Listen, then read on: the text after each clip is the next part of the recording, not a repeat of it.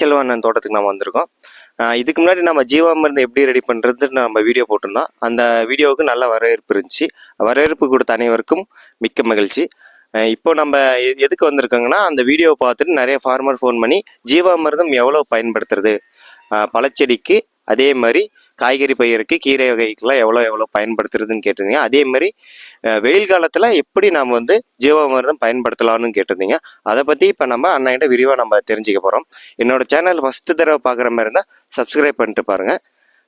வாங்க நம்ம அண்ணன்கிட்ட பேசலாம். வணக்கங்க. நம்ம போன தடவை ஜீவாமிர்தம் ரெடி பண்ணுறதை பற்றி நம்ம வீடியோ போட்டிருந்தோம். நல்ல வரவேற்பு இருந்துச்சு. நிறைய ஃபார்மர் என்ன கேட்குறாங்கன்னா, அது எப்படி நம்ம யூஸ் பண்ணுறது, எவ்வளோ யூஸ் பண்ணணும், வெயில் காலத்துக்கு அது எப்படி நம்ம யூஸ் பண்ணலான்னு கேட்டிருந்தாங்க. அதை பற்றி நீங்கள் கொஞ்சம் சொல்லுங்கண்ணே. வாசகர்கள் அனைவருக்கும் நன்றி.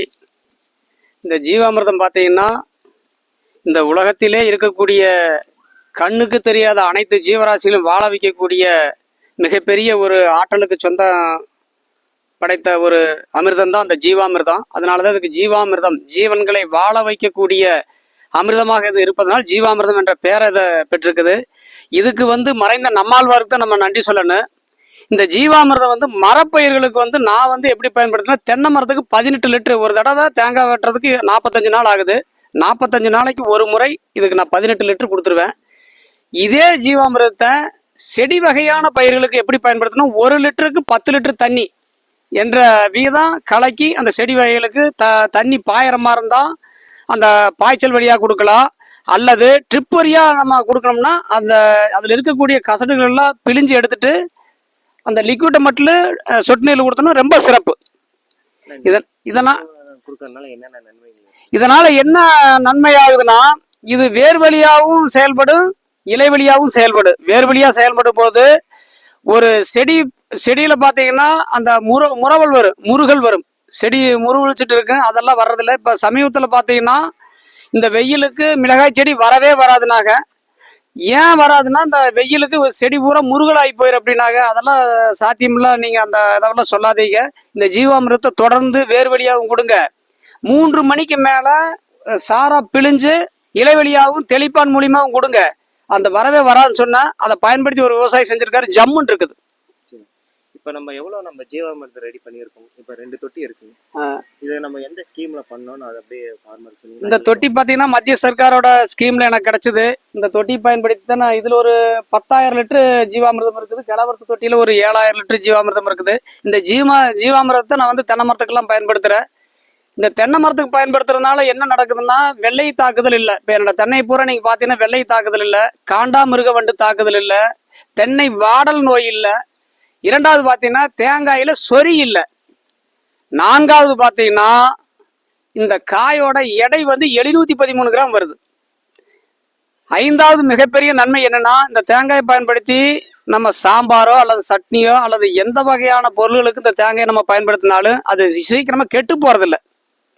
அதனால இந்த ஜீவாமிர்தத்தை பயன்படுத்தி தயாரிக்கக்கூடிய ஒவ்வொரு உணவுப் பொருட்களுமே நம்மளுக்கு நல்ல ஹெல்த்தியான ஆரோக்கியத்தை கொடுக்குது. இந்த ஜீவாமிர்தத்தை வெய்ய காலத்துல பயன்படுத்துறோம், குளிர்காலத்துல பயன்படுத்துறோங்கிறதுக்கெல்லாம் எந்த விதமான இதுவுமே இல்லை. வெய்ய காலத்துல அதிகமா தண்ணி பாய்க்கிறதுனால இதனுடைய சத்துக்கள் வெகுவா இந்த பயிர் வகைகளாகட்டும், மர வகை பயிர்களாகட்டும், செடி வகை பயிர்களாகட்டும் அதுக்கு சென்றடையும். ஆட்டோமேட்டிக்கா நீங்க பாத்தீங்கன்னா மழை காலத்துல எல்லா சத்துமே மழை தண்ணியில இருக்கு. நைட்ரஜன் சத்து இருக்கு. அந்த மண்ணில் இருக்கக்கூடிய அத்தனை வகையான சத்துக்களையும் அந்த மழை நீரை உறிஞ்சிக்கு கொடுக்கக்கூடிய அளவில் அந்த மழை தண்ணி பக்குவம் அடைந்த மழை தண்ணியா இருக்கு. ஆனா இந்த மாதிரி வெய்ய காலத்துல இந்த ஜீவாமிர்தம், பஞ்சகாவியம், ஈயம் கரைசல், மீன் அமில எண்ணெய் இந்த வகையான கரைசல்களை பயன்படுத்தி நம்ம எந்த வகையான பயிர்களுக்கு கொடுத்தாலும் மிக ஆரோக்கியமா இருக்கு அந்த பயிர். அப்படி ஆரோக்கியமா இருக்கக்கூடிய செடி வகையில விளையக்கூடிய எல்லா காய்கறி ஆகட்டும், கனியாகட்டும், தேங்காய் ஆகட்டும், அதை நம்ம சாப்பிட்டோம்னா நம்ம ஆரோக்கியமாக இருக்கலாம். இந்த ஜீவாமிர்தத்தை பார்த்தீங்கன்னா முல்லை செடி கொடுத்தாங்க. அது பார்த்தீங்கன்னா அந்த முல்லை பூ சீக்கிரமாவே வாடுறதில்லை, அதிக மனம் கொடுக்குது. முல்லை செடிக்கு பயன்படுத்தி பார்த்துட்டு ஒரு விவசாயி சொன்னாரு, அண்ணா இந்த முல்லைப்பூ எடையும் அதிகமாக வருதுன்னா, 2வது கெட்டு போறது இல்லைன்னா, நான் இங்கிருந்து கொண்டு போய் கொடுத்துக்கிட்டு இருந்தேன், இப்போ எங்கிட்டே எடுத்துட்டு போயிடுறாங்கன்னா, எனக்கு ரொம்ப முக்கியத்துவம் கொடுக்குறாங்கன்னு அந்த பூவுக்கு அப்படிங்கிற போது ரொம்ப சந்தோஷமா இருக்குது. எப்பவுமே இயற்கையில் செய்யக்கூடிய பொருட்கள் முதல்ல கொஞ்சம் கஷ்டமா தான் இருக்கு. பழகிட்டோம்னா அதை நாளடைவில் நம்ம உணரலாம். அதனுடைய நன்மைகளை பூரா நம்ம உணர்வதனால அதிகமான லாபம் இதில் கிடைக்கும். எந்த இடுபொருள்களையுமே நம்மளே தயாரிச்சோம்னா எதுக்குமே நம்ம வெளியிலேருந்து காசு கொடுக்கலிங்கிற போது நம்மளுக்கு ரொம்ப லாபகரமான தொழிலை இயற்கை விவசாயத்தை கொண்டு போகலாம். அதுக்கு மட்டும் இல்லைன்னா ஜீவாமிர்தம் இப்போ ரெடி பண்ணுறோம், எத்தனை நாள் கெட்டு போகல கெட்டு போகாதுங்களா? அது மாதிரி ஏதாவது கணக்கு இருக்குங்களா? ஜீவாமிர்தம் கெட்டு போகாம நம்ம இருக்கணும்னா நம்ம இயற்கை ஒருபோதும் தவறு செய்யாது. இயற்கையை வெல்ல எவராலும் முடியாது, இயற்கை தான் வெல்லும். இந்த ஜீவாமிர்தத்தை பார்த்தீங்கன்னா ரேஷியோ பிரகாரம் தயாரிக்கணும். ஒரு 200 லிட்டர் பேரல் வச்சுக்க, அந்த 200 லிட்டர் பேரலுக்கு 50 கிலோ சாணம், 25 லிட்டர் கோமயம், 2 கிலோ கரும்பு சர்க்கரை, 2 கிலோ பாசிப்பயிர் மாவு. நம்ம எந்த பூமியில விடுறோமோ அந்த பூமியினுடைய மண், வரப்பு மண் வந்து ஒரு 4 கிலோ 5 கிலோ போடலாம். இது கலந்த கலவை தேவையான அளவு தண்ணியை ஊற்றி ஒரு நம்ம காலையில் ஒரு 5 நிமிடம், பொழுதோட ஒரு 5 நிமிடம் சுற்றினோம்னா போதும், ஜீவாமிர்தம் ரெடி. 48 மணி நேரத்தில் ஜீவாமிர்தம் ரெடி. இதில் எந்த விதமான முதலீடும் இல்லை. இது நம்ம எத்தனை நாள் வச்சு கொடுக்கலாம்? குறைந்தபட்சம் ஒரு 10 நாள் வச்சு கொடுக்கலாம். இப்போ நான் தயாரிக்கிறதெல்லாம் பார்த்தீங்கன்னா 6 மாதம் வச்சு கொடுக்குறேன். இதில் நான் வந்து மோர் ஊற்றிடுறேன், வாழைப்பழம் போட்டுறேன். இதில் 4 வகையான கலவையும் இருக்குது. பஞ்சகாவியம் இருக்குது, ஈயம் கரைசல் இருக்குது, மீன் அமிலம் இருக்குது. 2வது வந்து இதில் இப்போ எருக்கு கரைசலும் கொடுத்துட்ற உள்ள. நம்ம பூமியில் என்னென்ன தலைகள் ஆகா தலை இருக்குதோ அந்த தலைகள் எல்லாம் போட்டு ஊற வச்சு அந்த தலையும் இதுலேயே கொடுத்துட்றேன். அதையுமே நம்ம இந்த ஜீவாமிர்தத்தை கொடுக்குறப்ப கலந்து கொடுத்துட்றோம். எங்கேயாச்சும் பார்த்தீங்கன்னா ஒரு குறும்பு உதிர்றது இல்லை பாரு, நம்மளதுல குறும்பு ஏதாவது வந்திருக்கு. இந்த வெய்ய காலத்தில் பார்த்தீங்கன்னா குறும்பு அதிகமாக எங்கே பார்த்தாலும் கொட்டி கிடக்கு. ஆமாம். அதனால இப்போ இந்த ஜீவாமிர்தம் நான் இப்படி இந்த ரேஷியோ பிரகாரம் தயாரித்து கொடுக்கறதுனால ஒரு குறும்பு உதிர்றதில்லை.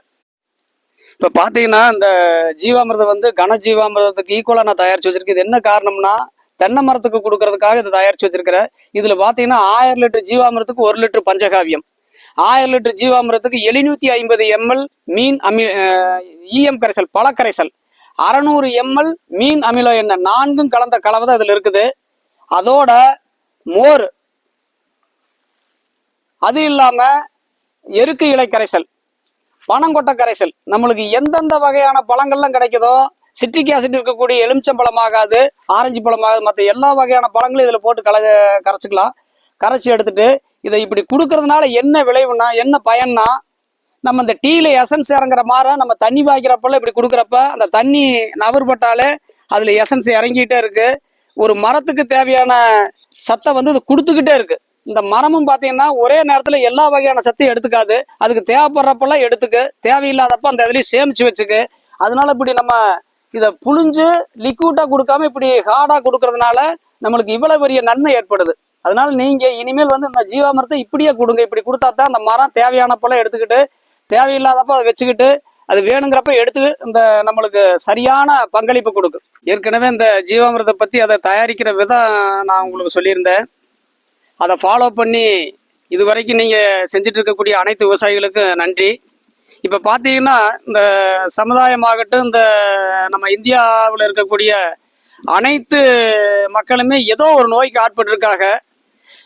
அந்த நோயிலிருந்து நம்ம விடுபடணும், நோயே வராமல் நம்ம தடுக்கணும். ஆரோக்கியம் தான் மிக முக்கியமான ஒரு பங்களிப்பை நம்ம பெற்று நம்ம வாழ்க்கையில் பெறக்கூடிய மிக அற்புதமான ஒரு நிகழ்வு. ஆரோக்கியம் இல்லாத கல்வி வேஸ்ட்டு, ஆரோக்கியம் இல்லாத செல்வம் வேஸ்ட்டு, ஆரோக்கியம் இல்லைன்னா வாழ்க்கையே வேஸ்ட்டு. நம்ம எவ்வளவு சம்பாதிச்சாலும் ஆரோக்கியம் என்ற ஒரு ஒற்றை சொல்லுக்கு நம்ம சொந்தக்காரன் இல்லைன்னா அத்தனையுமே வேஸ்ட் ஆகி போயிடும். ஆகவே நம்ம ஆரோக்கிய பேணற வகையில் நம்ம இருக்கணும். அதற்கு இந்த ஜீவாமிர்தம், பஞ்சகாவியம், ஈயம் கரைசல், மீன் அமிலம் எண்ணெய், இந்த வகையான இயற்கை இடுபொருள்களை பயன்படுத்தி நம்ம விளைவிக்கக்கூடிய உணவு தானியங்களாகட்டும், காய்கறி ஆகட்டும், பல வகையாகட்டும், இதை நம்ம சாப்பிட்டோம்னா எந்த வகையான நோய்க்கு நம்ம ஆட்பட மாட்டோம். 2வது, நம்மளுக்கு எந்த விதமான தொந்தரவுமே இருக்காது. உடல் ரீதியாக ஆகட்டும், மன ரீதியாகட்டும், ஒரு அற்புதமான நிகழ்வுக்கு நம்ம சொந்தக்காரராகிடுவோம். அதனால இந்த சமுதாயமாகட்டும், இந்த தமிழ்நாட்டு மக்களாகட்டும், இந்த இயற்கை வழி விவசாயத்தை மேம்படுத்துவதற்கு நீங்களும் அக்கறை கொள்ள வேண்டும். இந்த இயற்கை வழியிலே விளையக்கூடிய பொருள்களை நீங்கள் முதல்ல பயன்படுத்தி அடுத்த சமுதாயத்திற்கு இதை கொண்டு செல்லணும். அப்படி கொண்டு சென்றோம்னா அடுத்த தலைமுறை வந்து ஆரோக்கியமான தலைமுறையாக இருப்பதற்கு நம்ம நம்மாழ்வார் வழியை பின்பற்றி அடுத்த தலைமுறையை நம்ம வாழ வைக்கக்கூடிய வேலையை பார்க்கணும். ஜீவாமிர்தம் எப்படி நம்ம ரெடி பண்ணுறன்ட்டு நம்ம வீடியோவில் ஆல்ரெடி நம்ம யூடியூப் சேனல் நம்ம போட்டிருக்கோம். அதை லிங்க் வந்து டிஸ்கிரிப்ஷனில் இருக்குது, அதை நீங்கள் பார்த்துக்கோங்க. இப்போ நம்ம வந்து எப்படி ரெடி பண்ணுறதுன்னு பார்த்துட்டோம், எப்படி கொடுக்கலான்னு பார்த்துட்டோம். வேற என்ன சொல்றது? சரி, இது இது okay. இது போல மேலும் இயற்கை சார்ந்த தகவலுக்கு இயற்கை சேவகன் சேனலை சப்ஸ்கிரைப் பண்ணிக்கோங்க. நன்றி, வணக்கம். இப்போ நான் தயாரிச்சு வச்சிருக்க ஜீவாமிர்தம் 6 மாசத்துக்கு வச்சு பயன்படுத்தலாம். அந்த அளவில் நான் இதை தயாரிச்சிடுறேன். இதனால என்னன்னா, ஒரு தடவை தேங்காய் வெட்டுறதுக்கு எனக்கு 45 நாள் பிடிக்குது. அந்த 45 நாளைக்கு ஒரு தடவை நம்ம அந்த ஜீவாமிர்தத்தை ஒரு மரத்துக்கு வந்து 18 லிட்டருங்கிற ரேஷியோ பிரகாரம் கொடுக்குறோம். அதனால பார்த்தீங்கன்னா தென்னை மரம் பாரு எவ்வளோ ஆரோக்கியமா இருக்குதுன்னு, அதிக காய்ப்பும் இருக்குது. ரெண்டாவது பார்த்தீங்கன்னா நல்ல மார்க்கெட்டிங். இப்போ மார்க்கெட்டில் பார்த்தீங்கன்னா 47,500 ரூபாய்க்கு இந்த வாரம் போச்சு. என்னோட காய் வந்து ஒரு 15,000 ரூபாயிலேருந்து 19,000 ரூபா அதிகமாக எடுத்தாங்க. என்ன காரணம்னா, என்னோட தேங்காயை பயன்படுத்தி தயாரிக்கிற சாம்பார் ஆகட்டும், சட்னி ஆகட்டும், எதுவுமே கெட்டுறதே இல்லை. பேக்கரிகளுக்கும் வந்து அந்த உணவு, அந்த கேக்கு தயாரிக்கிற இடத்துல அந்த துருவல் பயன்படுத்துகிறப்ப அதுவும் அந்த வாசமெல்லாம் வர்றதில்லை. அதனால இதை இப்படியே நான் சேல் பண்ணிக்கிறேன். மார்க்கெட் தான் மிகப்பெரிய பிரச்சனையாக இருந்தது. அந்த மார்க்கெட்டை இப்போ உடைச்சு நல்ல பொருள் எங்கே கிடைக்குதோ அங்கே எல்லா நுகர்வோரும் வாங்க தயாராகிட்டாங்க. நம்ம இயற்கை விவசாயத்தில் நிச்சயமாக வெல்லலாம்.